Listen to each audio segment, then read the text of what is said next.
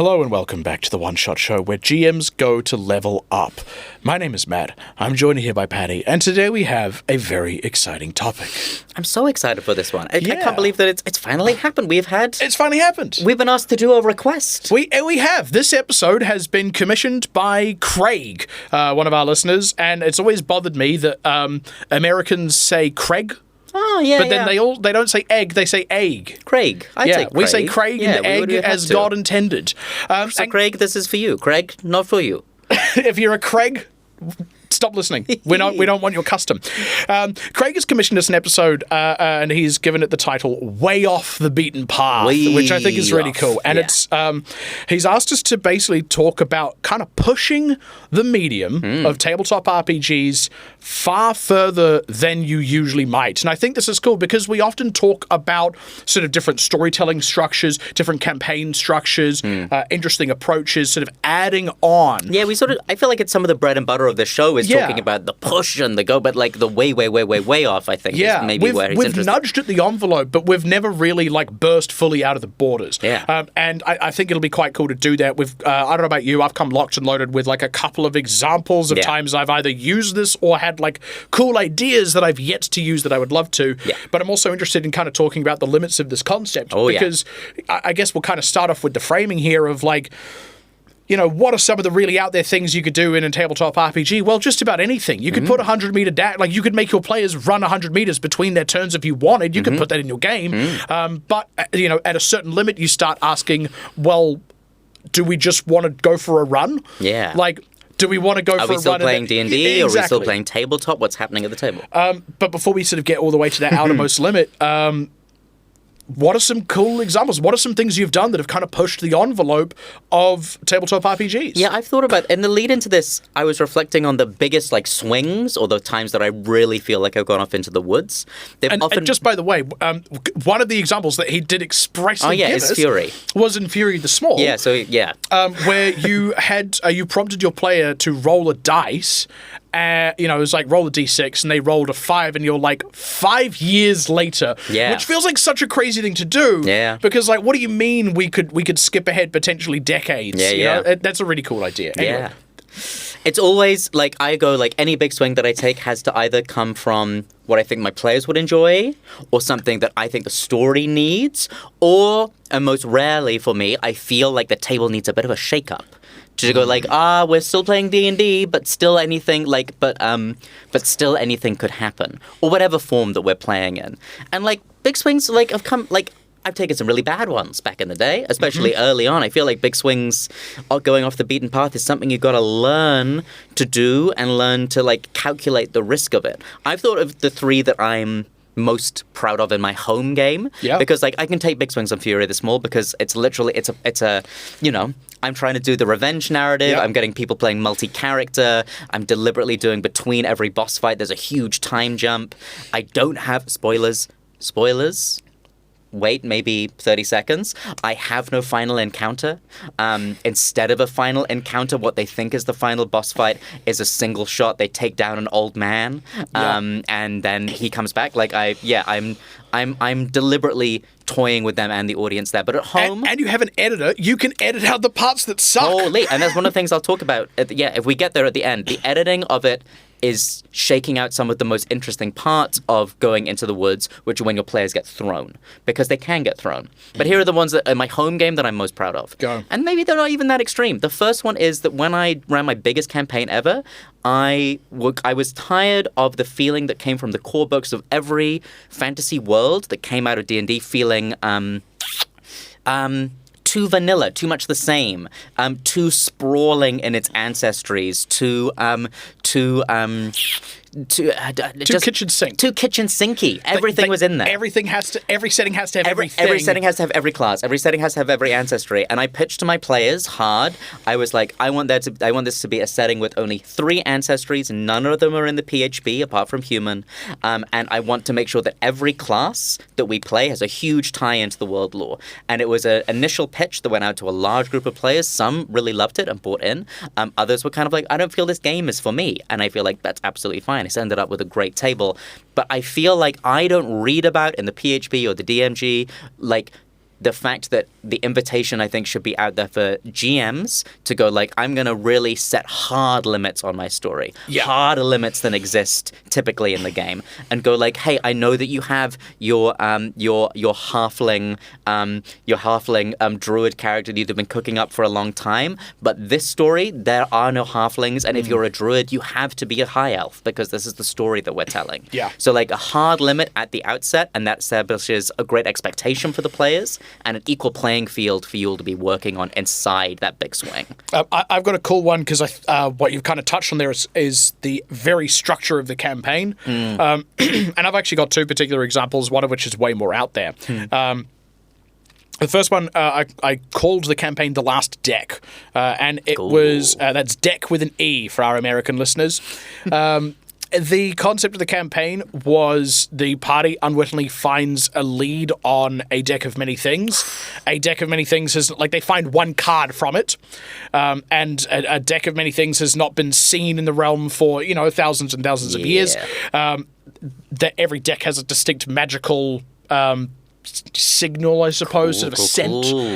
And the entire campaign was just them tracking down the other cards to have a completed deck of many things, which also meant knowing that each time they found a card, they were going to have to deal with some wacky deck of many things consequence. I love that. And like as they assembled more and more of it, to begin with, the very first one they got was very, very weak compared to its normal effect. But as the deck was getting more complete, every time they found a new card, its effect would be far closer to its ultimate effect in a completed deck. So cool. And some of those are absolutely outlandish. Like some of them are like the person who draws that card gets like sent to a demi-plane guarded by high-level in one of creatures. my campaigns when I decided, like early days, I decided to throw in a deck of many things, which is definitely in the DMG, but is a full, like that's a deck of big swings. That's that takes you into the woods.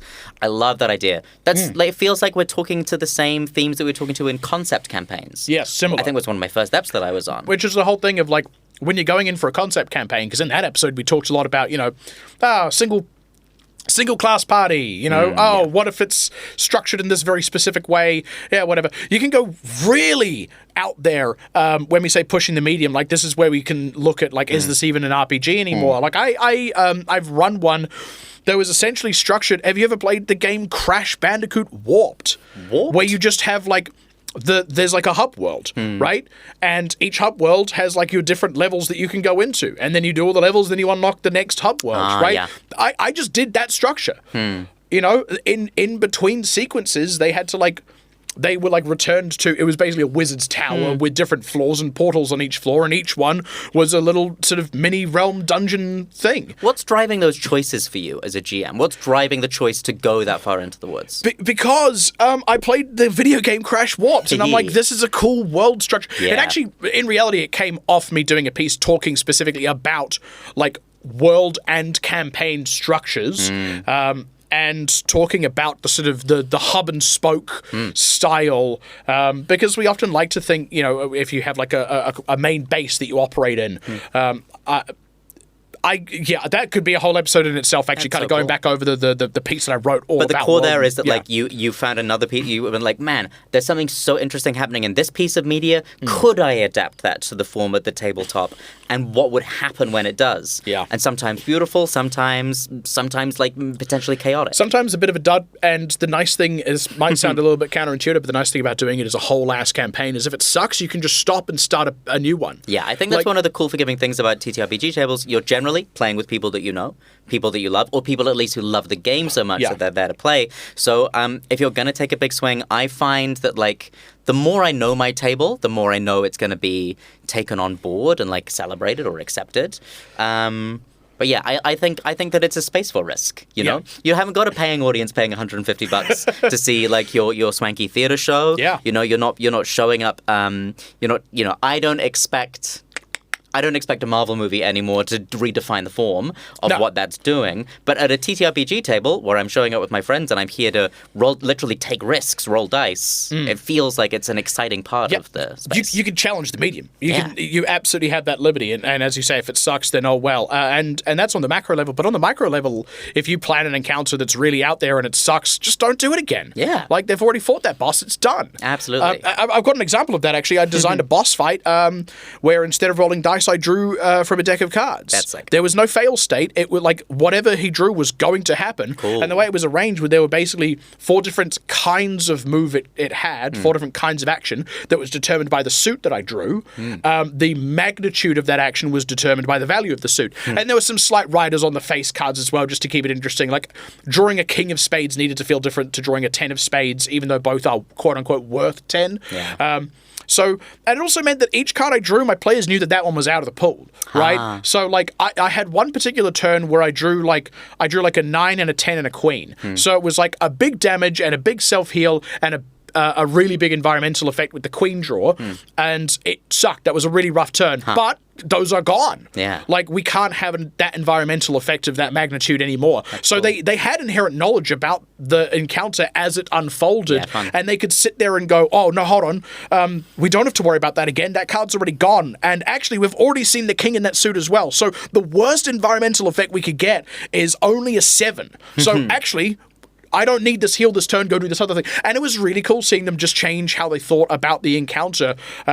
I didn't roll a single dice for that boss. Cool. Every single turn was just like shuffle, draw 3, and then those 3 stayed drawn. Amazing. And then your players are leaning in and they're playing a different game on top of the game with you. Exactly. That's really cool. Well, and in reality, actually what I did is I drew 1, and then after the first third of the fight, drew 2, and the last third I drew 3. So there was also a ramping up element of it, which was really, really fun. Here's my other big swing that I wanted to share. So, like, if those hard lore limits, like really setting a firm context is something that can happen early on, this was at the end of that same campaign. There was a moment the entire party was about to cross like a threshold into another realm, where they know that time gets timey-wimey, and that when they come back, the world will have shifted dramatically. So this is the final encounter they're about to step through. And for the big swing that I chose to do for that was I got every player to write down what they thought had happened to the world. They got a little piece of paper and they wrote down, based on what had happened previously in the story, based on like whatever forces were at play, for those characters who survived the final encounter to go, when you step out, it revolved around a wish. It was like, we are not going to be able to make the wish. The heroes, the NPCs that we've grown up with over this story will make the wish, and this is what we think could happen. Very cool. And so it was fine. It was basically the epilogue of the campaign was this pre-written thing, and we all wrote, and then we played a game.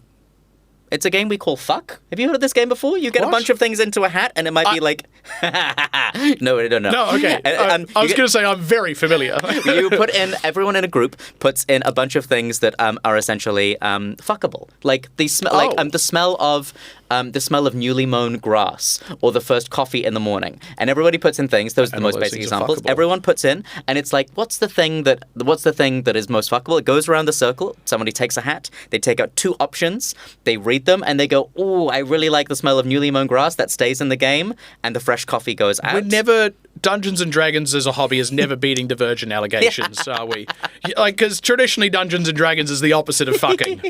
It's a very fun game, and it's a game that we played a lot. Like, it's like a New Year's Eve game. But we did that with the ideas that have been shared. So we went like, around, which of these is more... We pulled them out, and we were kind of like, which pulls closer to the story, and it's on the player who's picked it out.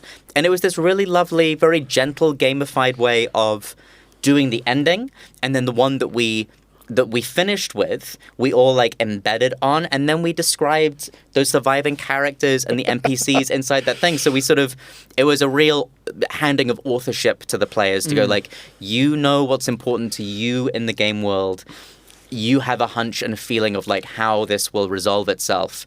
And so really giving that final moment into the hands of all of them. And I still have all of the little pieces of paper with all of their beautiful endings. All the little unfucked. All of the little unfucked endings. The ones you fucked, the ones you didn't. And like, it was beautiful. Such a gorgeous ending. And I mean, it's something that, again, we could almost do a whole thing in its own right about this. We've maybe got only a little bit of time to cover it, because I don't even think we really got into the like why you would and why you wouldn't want to do this, aside from, gesturing in the direction that there are times you maybe don't want to push too far. Figure it out for yourself. But what you're kind of getting at is one of the ways you can push the medium is by kind of changing the GM to player relationship, right? You like give your players a bit more say into things. I've certainly played in games where like we, the players, got to like put something in the world. It was like more or less blank. The GM went, right, is there a particular city in your backstory that is important? Where is it on this map? Figure it that way. And that's always quite cool. I do find sometimes some of that smacks a little bit lazy to me. And I also think, like, for me as the GM, I hate giving up that control because that's actually the canvas for me to do something very specific. That's the canvas for me to push the medium, but usually in terms of the narrative or some other conceit of the setting. But it is one of the axes upon which you can push the medium, is changing that relationship to player and GM, give more control to the players, as you're saying. Yeah. I've got two more quick ones as well. One of them, never ran this myself, but damn was it cool.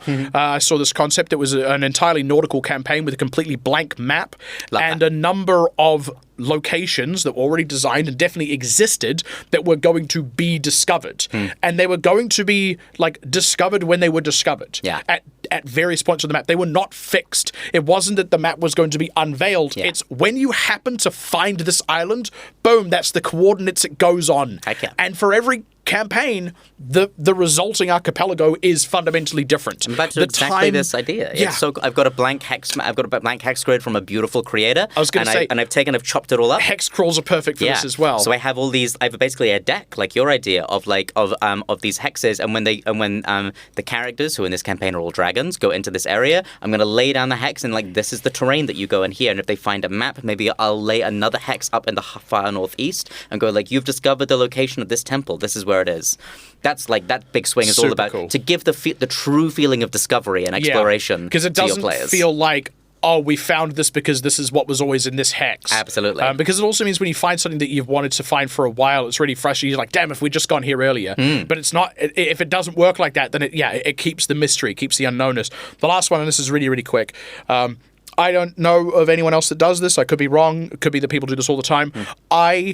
For instances of really, really high unknowable variance, like, we're in a bind, I'm going to pray to my god to bail me out. The role that I call for is I do what I call a contested D100. So, picture in your mind a normal distribution, like the curved line with the majority of a bell curve with the majority at the 50. I roll a D100 in secret. The number I get sets the center of my normal distribution. And then the player rolls their one. And what I'm looking for is higher overlap is a better outcome, lower... And it means that they don't know which direction is better. I could roll an 11 and they roll an 80. And they're like, I rolled 80! But we're so far apart that they do not get like the level of impact. Their god throws a bit of pittance. But if we get, like, almost dead on overlap, like, their god comes down in person, right? Like, for something with heaps of unknowns and really high variance, I go for that. And my players know that that's also how it works, right? And it creates this really exciting, like, I don't use it much. It's if I do say, roll a D100. They know what's just going on. They know that this is the kind of roll that's happening. That at this point, truly anything could go down. Really, really cool. Really, really exciting. And I'm just going to pick on the tiniest little point there because this is sponsored. A big swing going off the beaten path. That's something you do for special. Yes. That is something you do. That is something you do for. That's the breakaway. It's a one-off. It is. It's like it's the beach episode of anime. Like it has to feel special because often the base game that we're playing is so much fun. And like we got to embed into it. You have to have like a baseline in order to iterate off it into these fun places. And when you do, it could go well, it could go badly. I think it should always be for the players and the joy of the table, for the need of the story. And you'll find out as you go along. Make some mistakes, get it wrong a few times. Push the limits, push the boundaries, push the envelope. Thank you so much to Craig for commissioning this episode. Sure, Craig. And you can commission your own episode as well. That is available for anyone on Patreon. You don't even have to be backing us. If you just have a particular topic that you'd love to hear us go into detail in, please check that out. Thank you very much for listening, and we'll see you in the next one. If you're enjoying listening to The One Shot Show, why not support us on Patreon? Go to patreon.com/OneShotShow, where you'll be able to find video versions of our episodes, long-form bonus episodes that we release every single month, access to our community Discord server. You can pose questions for our special Q&A episodes, and if you're back at the higher tiers, you can even vote on what questions we cover in our show. Check it out.